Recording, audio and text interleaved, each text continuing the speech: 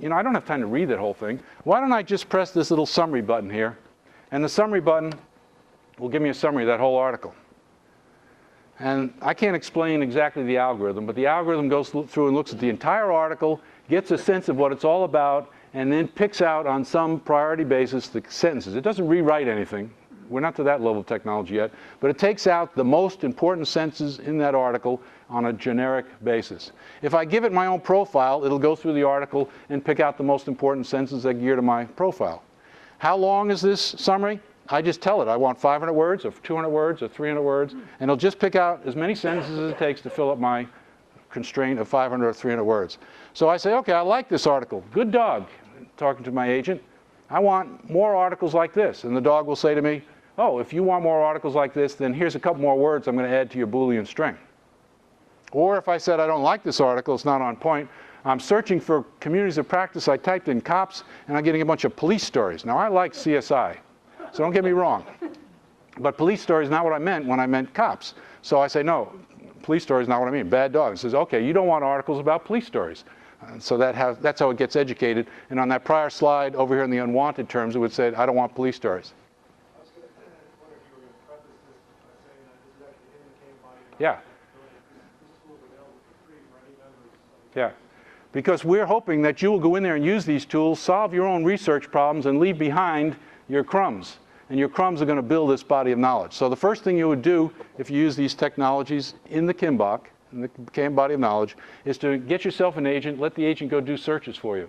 And the way you make your agent is more smarter is to do a quick summary of the article and say, yep, good dog or bad dog, and over a period of 3 or 4 days, that dog will become very knowledgeable. It'll just bring back the sticks that you want it to bring back. Okay, so those are two of the techniques, intelligent agents and ability to summarize. I'm now, instead of walking through this, I'm just going to take you over to one of the other tools, which is, and usually I show Sherlock Holmes when I open up this tool. This tool reads documents. What do I mean by reads? It understands the subject, the verb, the object, pronouns and their antecedents. Elizabeth, if you wrote an article or somebody was quoting you and said, Elizabeth George said this, and a paragraph later it says, and she further went on to say that. These tools will know that you, Elizabeth, has said both this and that, because it takes the pronoun and it understands the antecedent to it. So they're pretty sophisticated. And when they go through and do this thing, interrogate this whole article, they build a tree of concepts, which you'll see over here. 3 different trees. The first one lists the 4 articles that are in this workspace. See where it has document up there?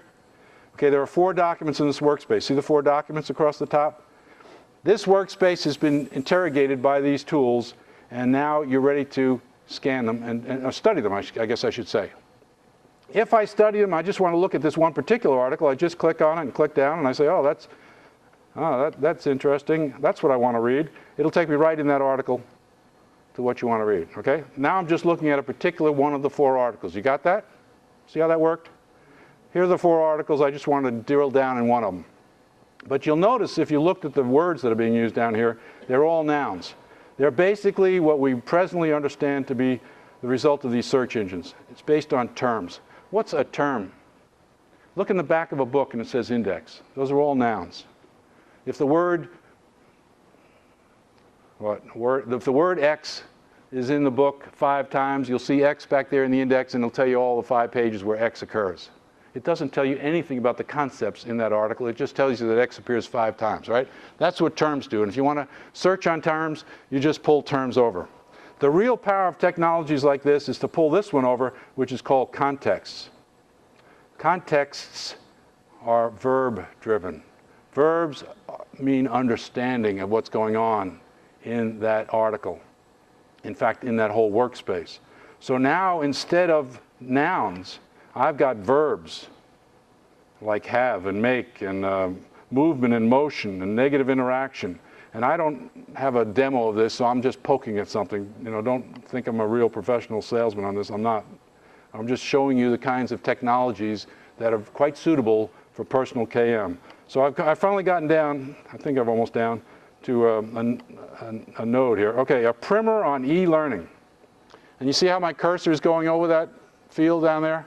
And I say, yeah, a wide range of, oh, that sounds interesting to me. I click on it, and it takes me right to that concept in that particular article. But if that concept was in 3 or 4 articles, I could go right across all 3. So in my -4 minutes left, I'm going to give you one more slide. This is because I believe in results. In class, don't I believe in results? I'm a believer. Okay, so I did I have to say it's anecdotal research. It wasn't extensive, it was anecdotal. And here's what the research was. Knowledge age research. The information age versus the knowledge age. To be able to go out and find documents, read them, and create whatever it is I'm creating, a white paper or a lesson, whatever. In the old days, I'd get on Google and I'd spend about 100 hours. And then I would have this pile of papers, and usually I carried it along with me, but it's breaking my back how heavy these things are. But I would take this pile when I go to India and places, Malaysia, I got these 20-some-odd-hour flights. Boy, I can get a lot of reading done. What do I take along with me? A yellow highlighter, right? And at the end of 25 or 30 hours there and back, by 2 or 3 trips, I've spent about 100 hours, and I've gotten through all that stuff. By golly, I know what's in those articles. Of course, being able to find it again is a little difficult, but I basically know what's in those articles, and I've left some tracings, which are the yellow highlights. So now I come to the task of going back through that stack of articles like this, and literally, I did this on an experiment, and the pile was this big, and it took me about 100 hours to go back through now and try to cull out of it the stuff to create my course or module or whatever it is I was creating. Do you believe that that's approximate numbers? It is. Just take my word for it. Some of you might say, well, it doesn't take that long to find stuff, but I guarantee you, if you're looking for just good stuff, and it's not just the top 2 or 3 pages on Google, but it goes down 20, 30, 40 pages, it does take you a long time. And when you have to take a look at an article that's 50 pages long, you might invest an hour in just deciding whether it's something you want to keep or not. Okay? Compared to a summarizer, which in 2 minutes you can say whether it's good or bad. That's what it takes when you do information age research. That's what it takes when you have these kinds of tools. 300 hours compressed down to 60 hours, knowledge age potential. Does that sound like squeezing the sponge to you? That's what Drucker was talking about when he said in the knowledge workers and the knowledge age. That kind of improvement. These tools are not that expensive, but you just have to use them once, and you've 10 times returned the investment or the cost of those tools. Yes? I don't understand the other outside columns I understand, but are you saying 0 because of the fact that you didn't have to, you knew exactly that you didn't have to read to know that you needed it? No, my agent is bringing me good stuff, and after a day or two, my agent is pretty intelligent. If I have any question, I hit the summarizer, and I can read it in 2 or 3 minutes and say, that's either a good article or it isn't. I don't read the article. I just look at the summary and say, oh, that's a good article. Put it in the pile. Okay? What do I mean by putting in the pile? I no longer take this pile with me on the airplane. I just have the interrogator interrogate it. So I don't read any longer. I just use this tool the way I just was showing it to you. Okay? In other words, I don't read any longer. I scroll down across the concepts in these articles and say, ooh, emotions. I don't know what that's going to lead to. Where was emotions? Emotions, right here.